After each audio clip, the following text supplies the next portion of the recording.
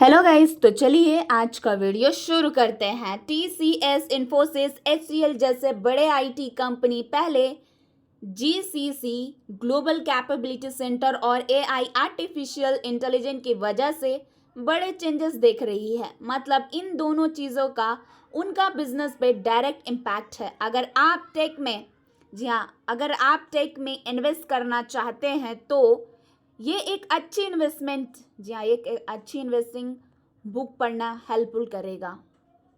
तो ये जो कि न्यूज़ है इंडिया के बड़े आईटी कंपनीज के बारे में है। तो टीसीएस, इन्फोसिस एंड एचसीएल। तो प्रॉब्लम क्या है? तो ये कंपनी अब पहले जैसा तेज ग्रो नहीं कर रही है, मतलब कि प्रॉब्लम फेस कर रही है। मतलब उनका बिजनेस इतना फास्ट नहीं बढ़ रहा है। तो दो बड़े रीज़न हैं। जी हाँ, दो बड़े रीज़न है। तो रीज़न क्या है मैं आपको बताती हूँ, एक्सप्लेन करती हूँ। तो वो जो कि दो बड़े रीज़न है, तो पहला है तो आप देख सकते हैं कि जीसीसी मतलब ग्लोबल कैपेबिलिटी सेंटर, जो कि बहुत सारी फॉरेन कंपनीज अपने ऑफिस इंडिया में ही खोल रही है। जी हाँ, इंडिया में ही खोल रही है। जैसे कि देख सकते हैं कि यहाँ पे देखिए हाउस आईटी टीम्स, ये सारी मतलब इंडिया में ही खोल रही है। मतलब वो अपना काम खुद कर रही है इंसिडेंट ऑफ, देख सकते हैं, incident of India IT company को आउटसोर्सेस करने के। एग्जाम्पल मान लीजिए, पहले एक फॉरेन बैंक का सॉफ्टवेयर का काम टीसीएस या इन्फोसिस को दिया जाता था, पर अब क्या हो रहा है ना, वो बैंक अपना ऑफिस खुद, जी हाँ, खुद ही काम कर रही है। तो इसलिए इनको थोड़ा प्रॉब्लम फेस करना पड़ रहा है। और दूसरा है आर्टिफिशियल इंटेलिजेंट। जी हाँ, दूसरा है आर्टिफिशियल इंटेलिजेंट, जो कि अब एआई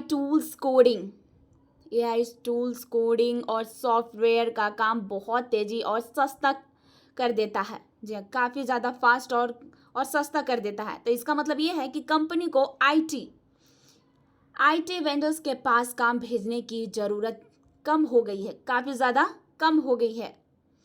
तो एक एग्जांपल मान के चलिए कि एआई टूल्स अब एक सिंपल प्रोग्राम या सॉफ्टवेयर ऑटोमेटिक बन सकता है, तो जिसका पहले काम ह्यूमन आईटी एक्सपर्ट बनता था। तो ये सारी प्रॉब्लम है इन सब की। तो ये जो कि कंपनी है टीसीएस, इन्फोसिस और एचसीएल अब स्लो ग्रो कर रही है, क्योंकि फॉरेन जो कि कंपनी अपना काम खुद कर रही है, तो एआई उनका काम सस्ता और काफ़ी तेज़ी से करके दे रहा है। तो ये जो कि जीसीसी इम्पैक्ट, मतलब क्या है ये जीसीसी?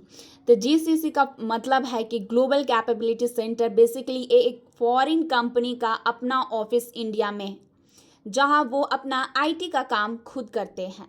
और इम्पैक्ट क्या है देख सकते हैं यहाँ पे कि 2024 में जीसीसी का बिजनेस 40% ग्रो हुआ है। जी हाँ, 40% ग्रो हुआ है। मतलब इनका काम बढ़ गया और ये कंपनी ज़्यादा काम खुद कर रही है। इससे क्या हो रहा है ना, जो कि ये कंपनीज है टीसीएस और इन्फोसिस और एचसीएल जैसे आईटी कंपनी का काम बहुत, मतलब कि इन कंपनियों का काम बहुत कम मिला है, बहुत ज़्यादा रिड्यूस हो गई है। एग्जाम्पल मान के चलिए, पहले एक ग्लोबल बैंक था। मैं आपको एग्जाम्पल के थ्रू समझाती हूँ। तो पहले एक ग्लोबल बैंक का सॉफ्टवेयर, जी हाँ, ग्लोबल बैंक का सॉफ्टवेयर का काम पूरा इन्फोसिस, जो कि इन्फोसिस, टीसीएस का मतलब इन लोगों को दिया जाता था काम करने के लिए। पर अब वो काम आधा अपना ये जो कि जीसीसी को और भी आधा आईटी कंपनी का दिया जाता है। मतलब ये जो कि टीसीएस और इन्फोसिस का पहला जितना काम मिलता था, अब वो उतना नहीं मिलता है। मतलब आधा हो गई है ये काम। एआई क्या करती है? तो ये जो कि एआई है, एआई का मतलब है आर्टिफिशियल इंटेलिजेंट कंप्यूटर प्रोग्राम, जो ह्यूमन की तरह सोच कर काम कर सकता है।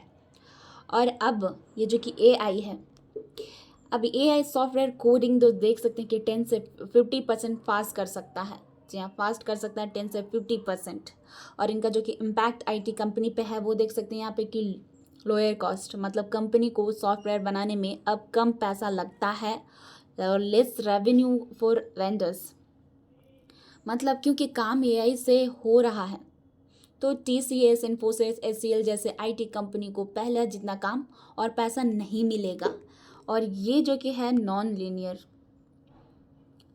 लीनियर डिस्ट्रीब्यूशन, मतलब इसका मतलब ये है कभी कभी पूरे काम या प्रोसेस एकदम से आउटडेट हो जाता है। मतलब एआई का, जी हाँ, एआई आते ही पहले जो सॉफ्टवेयर बना रहे थे अब पुराने हो गए हैं। जैसे एक दिन पहले जो काम नॉर्मल था, अब एआई आते ही वो काम फास्ट और काफ़ी ज़्यादा सस्ता हो गया है और पहले का मेथड कम, जी हाँ, कम काम कर रही है, बहुत ज़्यादा कम काम कर रही है। और ये जो कि है स्टॉक प्राइजेस इम्पैक्ट, कुछ सेक्टर में तो अगर एआई काम रिप्लेस कर दे तो उसकी स्टॉक की जो कि प्राइस एकदम देख सकते हैं कि 20% गिर सकता है। एग्जाम्पल, अगर एक कंपनी पहले सॉफ्टवेयर बना के 100, जी हाँ, 100 करोड़ कमा रही थी, तो अब एआई के आने से रेवेन्यू सिर्फ 20% कमा रही, जी हाँ, 20% ही कमा सकती है, स्टॉक भी गिर सकता है। और अगर फाइनेंशियली नंबर देखा जाए तो कि ग्रोथ पहले देख सकते हैं कि पैंडेमिक का 2027 से 2020, इनकी जो कि ग्रोथ पहले थी पैंडेमिक से पहले, हाँ, मतलब आईटी कंपनी जैसे टीसीएस, इन्फोसिस, एचसीएल हर साल 10% ग्रो कर रही थी। मतलब पहले उनका बिजनेस स्टेडली बड़ा हो रहा था। और ये जो कि दूसरा है ग्रोथ पैंडेमिक के टाइम 20 से 23 तक, मतलब 2020 से 2023 तक, मतलब थोड़ा हो गया था ग्रोथ, थोड़ा फास्ट हो गई थी। देख सकते हैं यहाँ पे कि 14 से, जी हाँ, 14 से 15 पर मोस्टली जी हाँ, देख सकते हैं यहाँ पे कि 14 से 15% पर मोस्टली वीक रुपए की वजह से हो गई थी। मतलब वीक रुपए हो गई थी, बहुत ज़्यादा कम हो गई थी। अगर रुपए कमज़ोर हो जाए तो फॉरेन कंपनी इंडिया से कम लेने पर, जी हाँ, काम लेने पर ज़्यादा पे करता है, इसीलिए रेवेन्यू टेम्पोरली बढ़ा गया था। और जो कि इनकी यहाँ पे देख सकते हैं कि रिसेंट ईयर ग्रोथ देख सकते हैं कि 24 से 25 जो कि ग्रोथ बहुत स्लो थी, जी हाँ, काफ़ी ज़्यादा स्लो थी। मतलब हो गई थी सिर्फ 30 से, देख सकते मतलब कि 3 से 4% हो रही है। मतलब अब आईटी कंपनी पहले जैसे तेज़ी से ग्रो नहीं कर रही है, चाहे यूएस और वर्ल्ड इकोनॉमिक अच्छा ग्रो कर रहे हो। तब मतलब सोचिए, जी हाँ, मैंने आपको यही बताया कि यूएस एंड वर्ल्ड, जो कि वर्ल्ड इकोनॉमिक के जो है वो अच्छे से ग्रो नहीं कर रही है।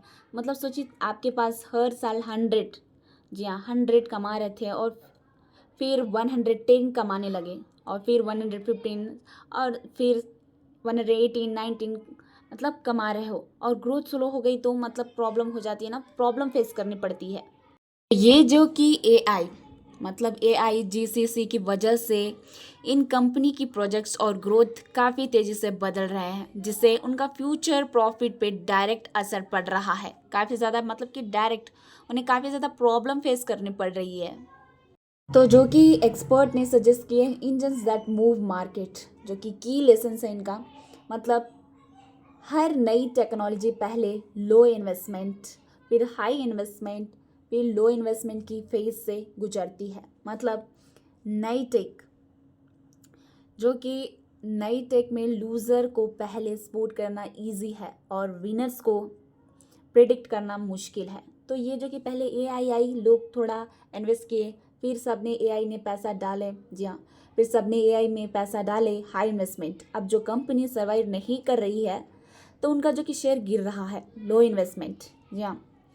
तो ये प्रेडिक्ट करना इजी नहीं है, कौन फेल हो रहा है कौन पास हो रहा है, मतलब थोड़ा मुश्किल हो रहा है, कौन सक्सेसफुल होगा थोड़ा मुश्किल है।